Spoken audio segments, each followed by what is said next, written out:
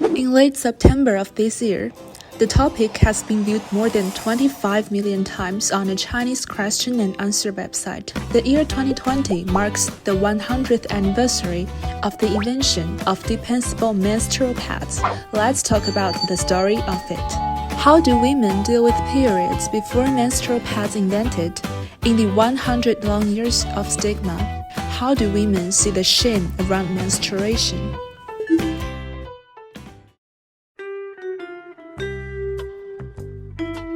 In primitive society, women often used raw materials from local sources, such as dry grass, leaves, bark, and animal skin, to wipe menstrual blood. Some of the materials were so hard that they could bruise their legs. They threw the blood-stained objects far away, because people at that time believed that menstrual blood would bring bad luck. The invention and application of cloth gradually replaced the raw materials. In feudal society, women made the so-called sanitary belts by putting the plant ash, which was believed to have a hemostatic effect, into cloth bags.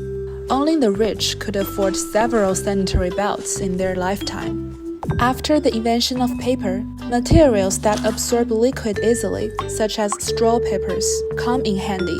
Meanwhile, wealthy women could choose sacrificial white paper, which was cleaner and more expensive. But for the poor, plant ash-filled sanitary belts were still in common use.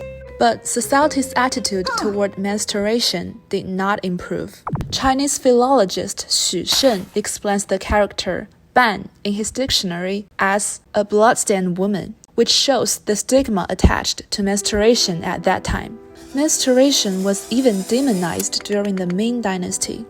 For example, Li Shizhen writes in his herbology volume, Compendium of Materia Medica, when a woman begins her menstrual cycle, she discharges filthy liquid. Gentlemen should keep away from this unclean thing, as it will wear out his young and cause illness. How were menstrual pads created and accepted by people? Disposable menstrual towelettes came to market in 1888. The first record of the sale of disposable menstrual towelettes was in the 1890s. We can still find the German ad for Hartmann's disposable towelettes, but for the vast majority of women at this time, they were still more likely to use sanitary belts, which was much cheaper. It wasn't until about 30 years later that people began to embrace pads. During the First World War, Kimberly-Clark, an American paper products company, made bandages from wood pulp for soldiers, but nurses started to use them for menstrual pads, as they found the bandages were very absorbent. This led to the birth of the modern menstrual pads. In 1920, the first really successful menstrual pad brand, Kotex, was born. The market bloomed.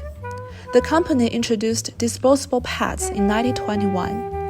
In 1928, Kotex advertised the hygienic freedom of using the pads, saying it would bring peace of mind, comfort, and immaculacy that women never knew before. In the 1930s, commercial tampons emerged. The product was patented in 1933 and was launched under the name Tampax.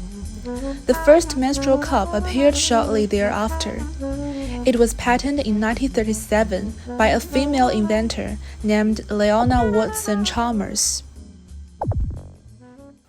Then, during World War II, the selling point of menstrual pads was to enable women to fight in the war. Though a turning point had been reached, menstrual stigma remains a global problem. Even until a few decades after its invention, Kotex still adopted self-service sales for menstrual pads. Customers did not need to communicate with the shop assistants at all. It wasn't until 1985 that the term period was first uttered in an American television advertisement. Feeling with Tampax, it can actually change the way you feel about your period. More and more women in Western world accepted menstrual pads. But for women with bond feet in feudal China, menstrual pads were a long way off.